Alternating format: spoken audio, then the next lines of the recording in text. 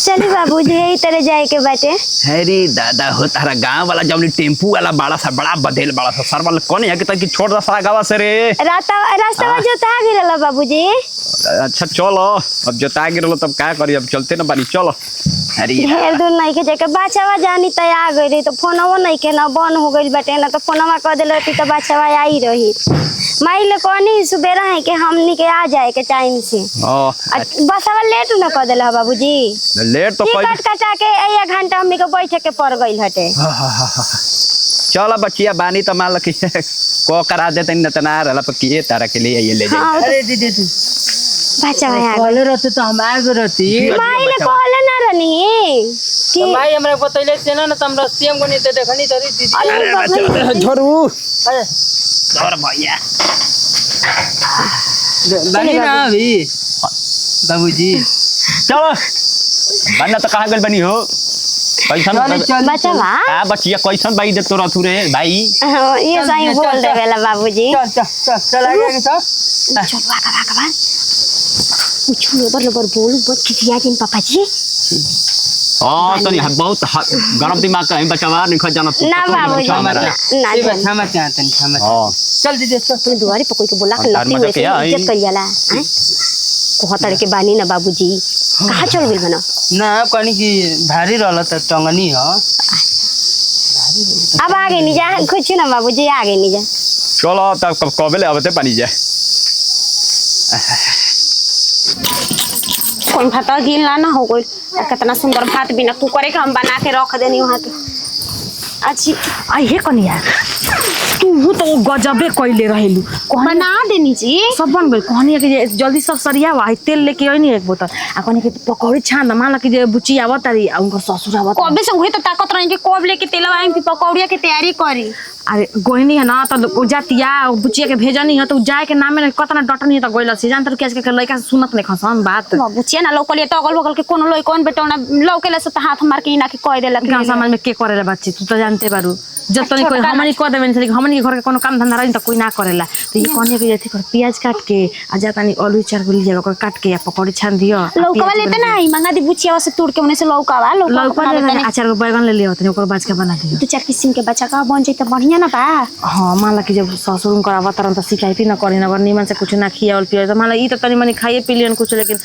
कितनो हम त घर के समाधि बावन त खियाई पियाई के पड़े माने के कहिया बढ़िया बना देम ना। हां तो अभी जन भर में पर खिया दे या करी बड़े फिर 12 बजे से बने टटके बना के दिए जाए कि ची करिया बढ़िया बना दिहल जी के साथे सब दे दिहल जा। ठीक है तो बना दो बजा का छनबे करब आई ही लगले करिया बना दे बन ओकरा बाद में लगे छौका जा लगले छौक दो ठीक है छौक के रख दो आ कहनी के जे कहां गइली दीदी जी। अरे वो के मार हफलाइल बने की बेटी आवतरी बेटी हफलाइल मरले के बुद्धि का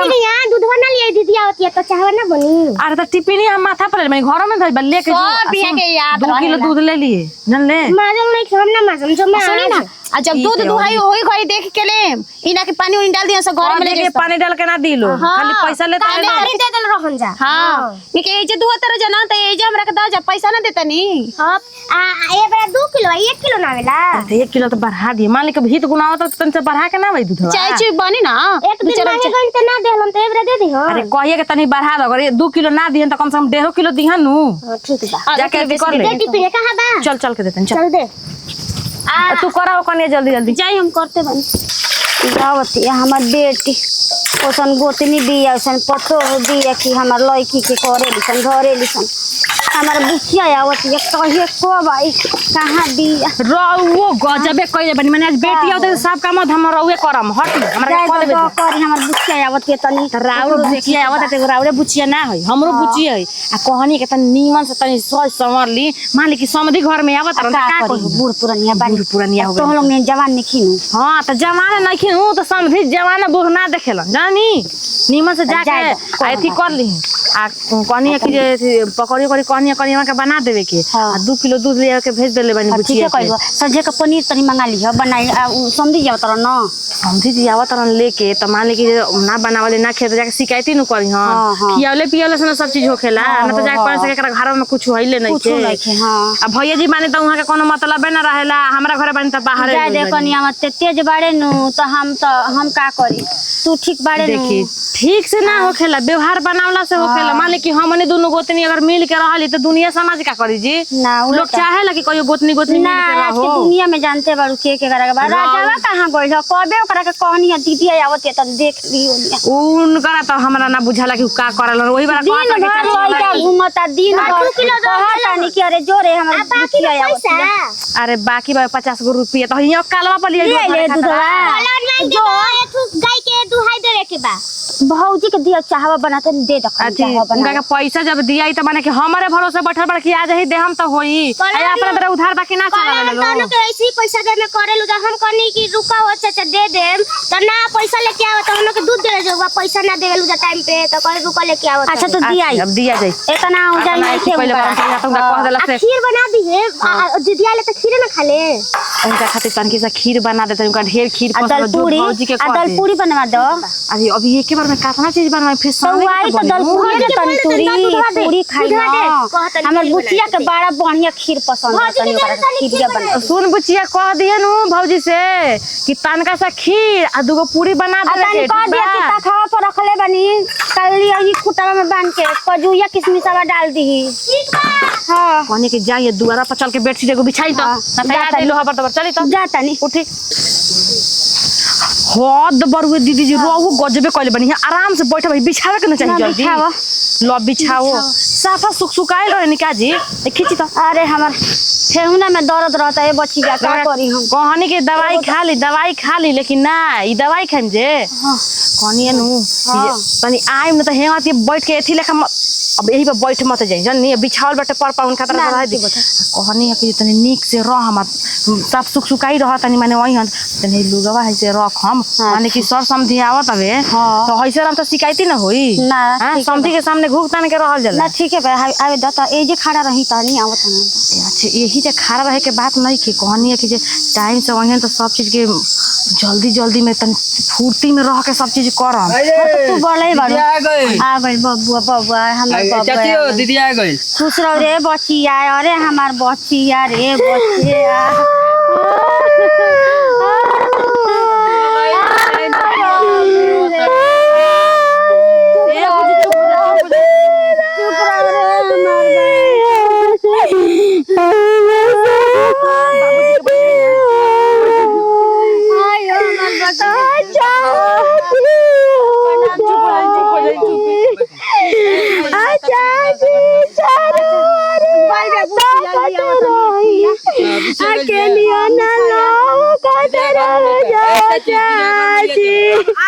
टेंशन नहीं के जन्नी चल जाए दे चल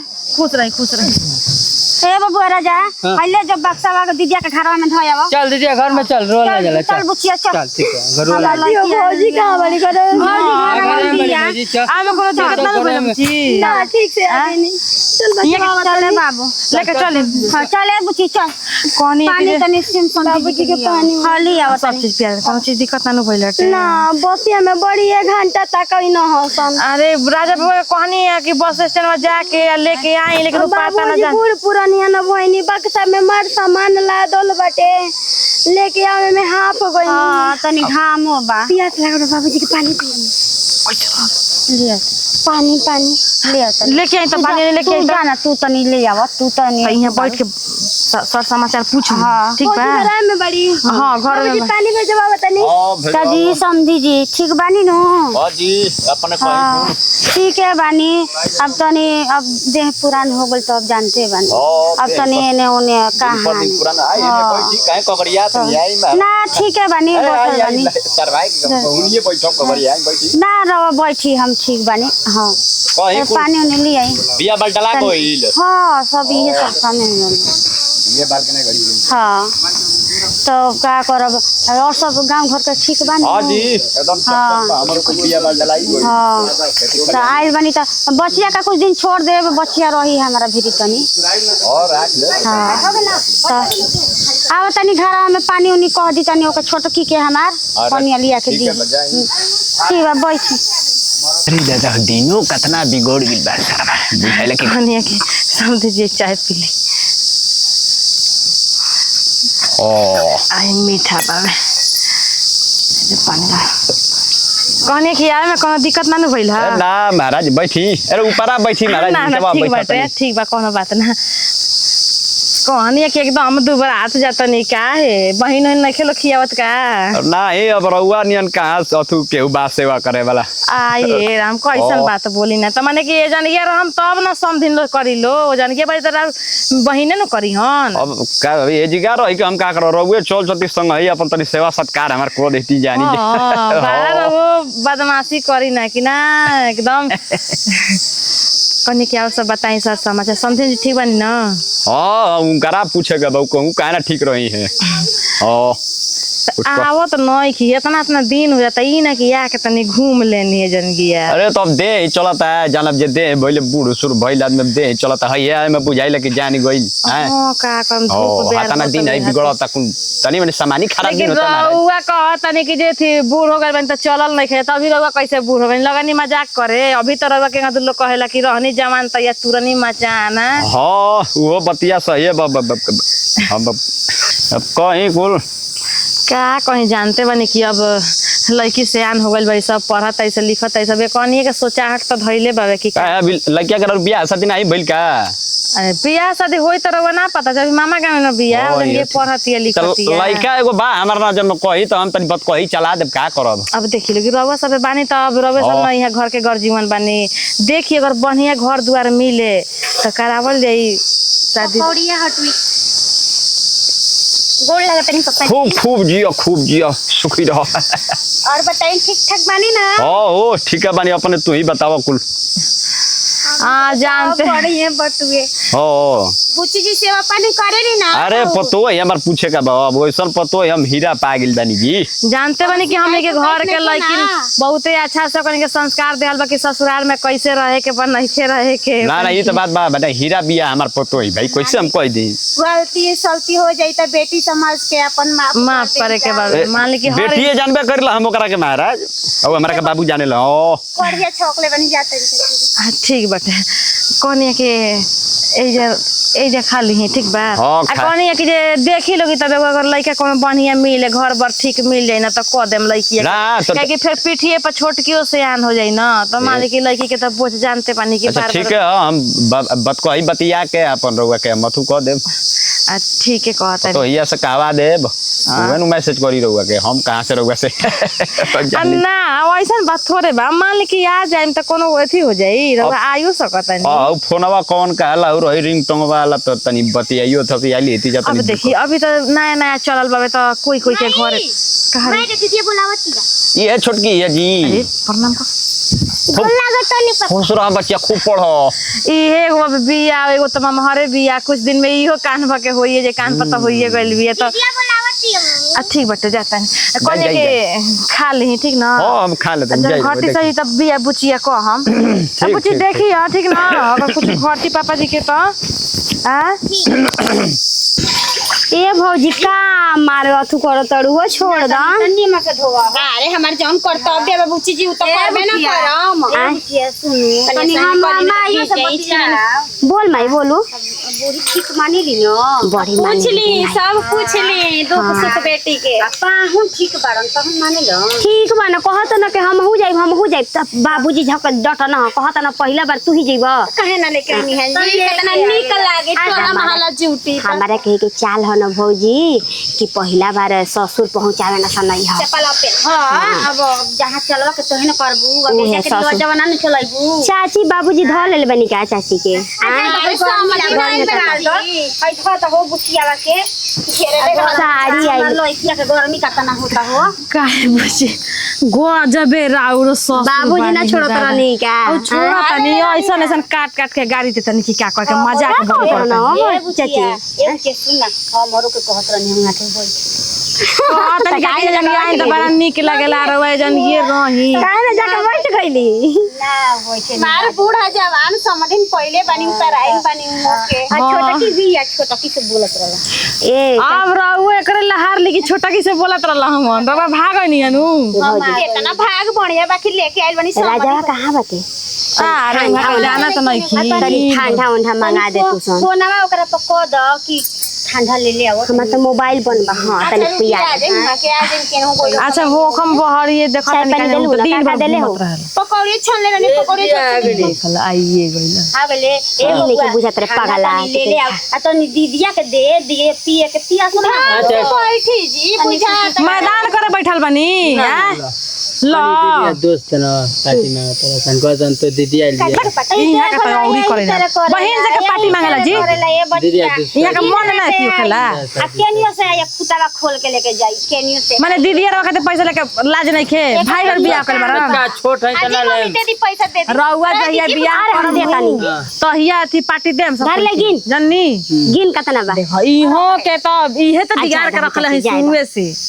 ज्यादा रुपया हां 100 रुपया हो गई जाने ला भाई बहन के प्यार जाने ला यही से जो एगो ठंडा लिया के दे दी है। ठीक है भले हम बहन के राखी बनाई ना दिना लेकिन बहन चली ना हां तो सुनी सुनी ना चुप हो कनिया बहिन के राखी बन तो रउआ ना दीना ऐसे काहे कि बहिन रउआ तो मौगा है तो बहिन ने रक्षा करी रउआ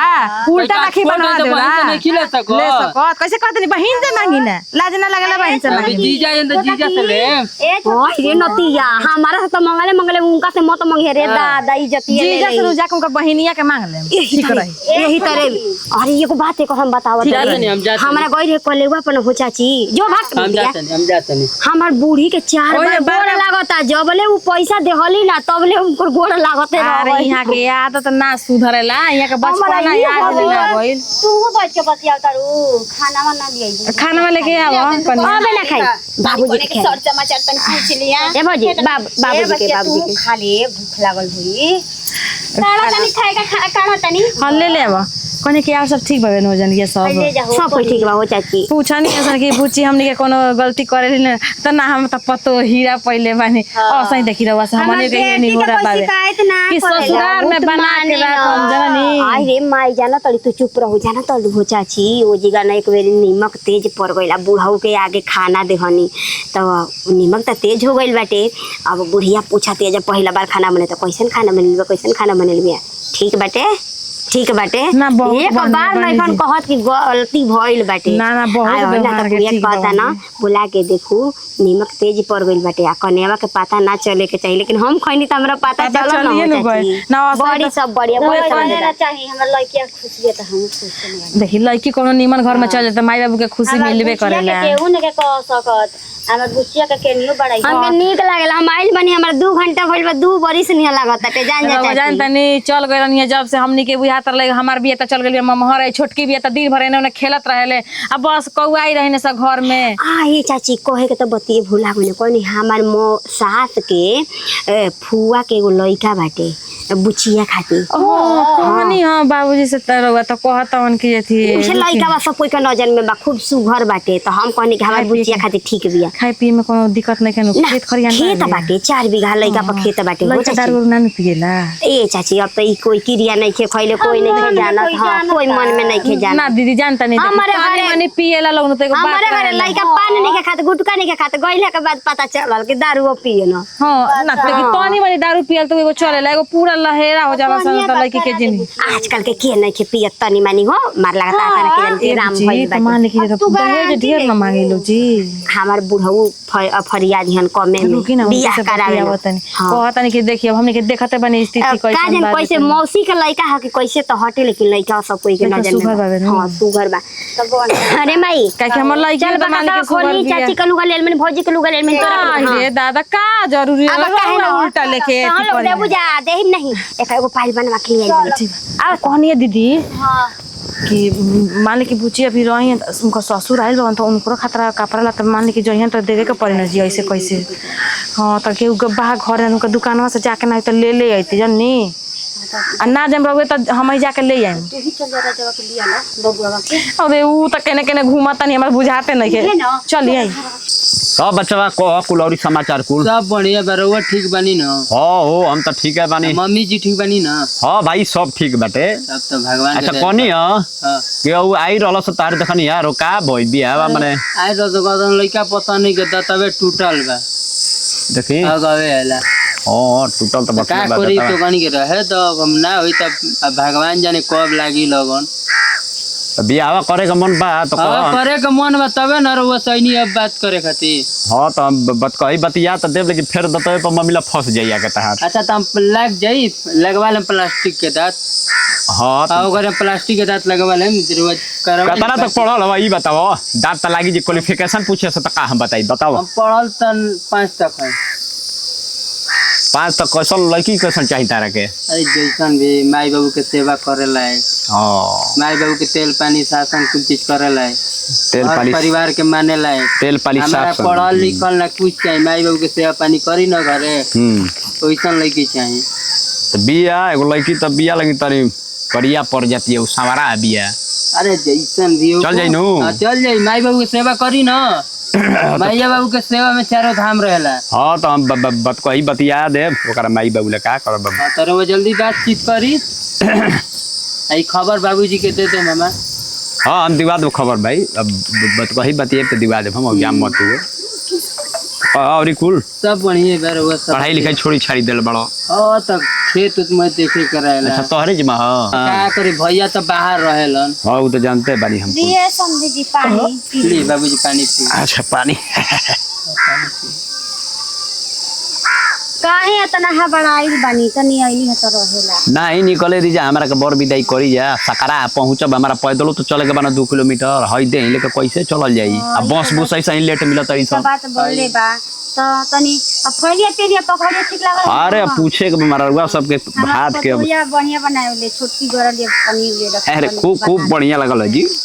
तब बढ़िया बनावल सब जाई रुकम ना जी रोकी जा मत हमरा के गद बेर हो जी तो लोग को बना करला हमरा आंखों बनवेले बनी हम। छोटे की से कह दे तनी चाची हां सकरा तनी बोली के विदा कर दियो। हां ठीक बा देखिए बाबूजी का पूछ। हाँ बाबू के पूछत तब और कुछ बाबूजी खैनी बीड़ी ना खालो काहे से तिल को और पूछिए सो तो हम बताइम ना भाई। नासा से मुक्त रहना तू न तब बिया तार हम करा दे तार निश्चित रहे तू। नासा मुक्त अभियान चलता है। तू न ठीक बा तो कह और कुल बचवा सब बढ़िया बा। बिया तार नहीं खबर ना। हां तो का करी बैठने बानी हम 25 वर्ष के उम्र ही हो गइल बताबे लाबला बैल बनी बियाह करे खातिर। ना तब रुक जब ध्यान में हमरा के पहले बतौले तो होने गया तार का। अच्छा हम कर देब तनी सुनो सांगवा तनी चली अरे याद ही है तनी रास्ता में तनी मालिक काहे एकदम उबिया के रखले बनी जाए खतरा समझी जी। अब कहनी है कि ना मानम दीदी जी के कहली ह त कहनी के समझी जी खातिर एगो साड़ी दे देले हई आ पहिना के लह चाहे एकदम समझी जी के साथे घूमम हई रवा के ओढ़ा दी का खोल के कहनी के जल्दी ताकि एगो पहिना दे जल्दी से ओढ़ ले रखी मेरा हम ओढ़ ले रउआ जान तनी ऐसे जा तनी त ठीक नहीं खेला सोचा तनी कि जन समझी जी के सरिया तनी एगो रउआ का पहिना के जैसे तब भेजी सड़ी यार ए रउओ महाराज न कम नहीं की त का करी अब साड़ी पहिराई हमरा के महाराज वो उम्र रह गेल बा हमार। उम्र मने देखे कौन बात बड़ी अब उम्र मान कि हमनी के सारधा बा कि हमनी के समझी जी आई अभी बानी हमारा से नवाहा बानी महाराज।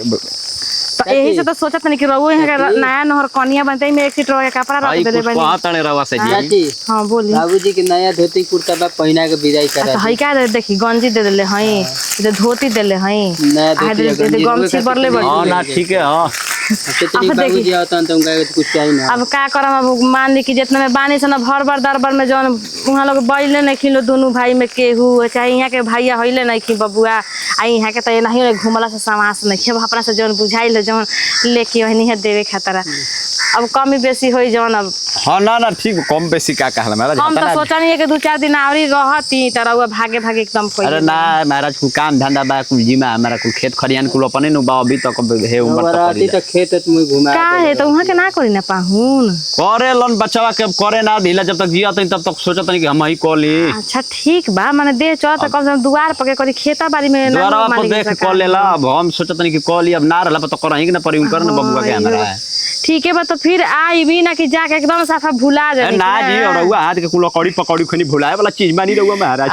हमनियो के बड़ी याद आवेला अब कि आइम त देखत से मंदिरवा पर खाली रउआ गांव के मंदिर बा न दुर्गा जी के ओ जन ये आन सन तनी समझी से भेंट करा दे। एकदम करा दी महाराज एकदम करा दी हम सोहनिया बात करा के फिर रउआ से भेंट करे आई हम ठीक है बच्चा बार चलो तनी और याद था हमरा का पहुंचा देम बबुआ ठीक बा दीदी ले भेंट कली दीदी से भेंट कली बोल दी कि हम जातनी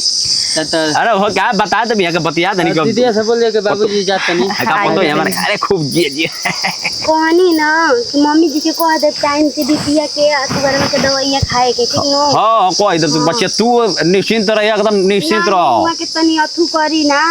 खाए पिए में बहुत दवाई खाए के नाम ना लेना मीठा कह दे कम खाए के डॉक्टर मना कइले बा। हम मान की तबियत ठीक नहीं के रहता सब बचावा क के नु खाए के पड़ी ना तो तबियत खराब हो जाता तो जानता नहीं स्टैंड तक छोड़ी आवत नहीं। सुनी ना पापा जी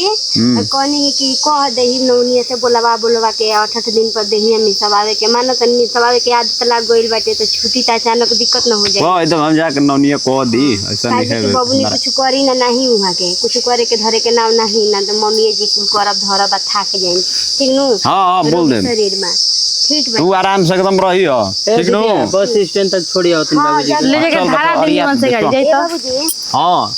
कनी के फिर हमरे के लिए दिनवा कहिए धरम दिनवा हम फोन से कह दिया अब ये काहे बेचैन हो गइल बन जाए खतरा जी अभी रही 6 महीना साल घरे भर बोले में का दिक्कत और रह जा कुछ दिन रह जा तो हम खुद दिन धरवा के बोलवा अभी दे रहब अब बचवे ले आवे चल यही अब हमारा के मौत बोलावे बेरी बेरी अब देख ली ही रहुआ अब यहाँ के तनी फोर्स कर देतनी ऐसे तनी यहाँ के मजाक कहियो ठीक है तो खत्म घर से करा निकली ना तो हाँ चल, ज्यादा चल धूप बच्चा, हो चल जाए तो। लेकिन अरे बचवा देखिए आराम से ले ये रास्ता सुन लबा लबा देखी कुछ नु, मत बोल अगर गिरा धले खानता उनता ना पता चलल कि बूढ़ो के हमर चोट लागल तो तोरा के मार धोके कूट के मारब कुदा देले रहे देखे आई रह जाता अरे यहाँ के आदत नहीं के सुधरत जी पहुंचुदा के जन कहिया सुधरी बाबू जा कर एकदम काता ना पागला बा कहत हम 25 वर्ष के हो गइल बानी हमर बियाह करा दो सुनत रह नहीं होई नहीं हमला जाके भाग होई नहीं अरे यहाँ के कुछो बोली ना मारलान दे बुचिया ससु तो आ ना भेट कइली कइली हां बोला नहीं एक कइली भेजनी हां भेट बतियाई नहीं कहनी है कि ठीक से कलू हनु राजा पहुंचा दी हां कहनी कि ओ हाथ मत करिए ओ हरी देखे आई रह हमरा के कुदा देले रहे खानता में ओकरा बुद्धि बा बियाह के देवारा के चाचा के लइका के सार धरवा देले रहे। अरे बड़ी बदमाशी बहुत आंटी करनी जी यहाँ के ए जनगी वाला सारा लइका तबाह रहल सन जनगिया के हमरे लइका के सिवानिया के जेने से हम एक थापी मारम जेने से हम एक थापी मारम दिन भर राखी बोतरे बनवा गाड़ी देवे ले इतना कटा लेके फिर वहां का लाज ना हो। राखी बनवावे गई रहे न बचावा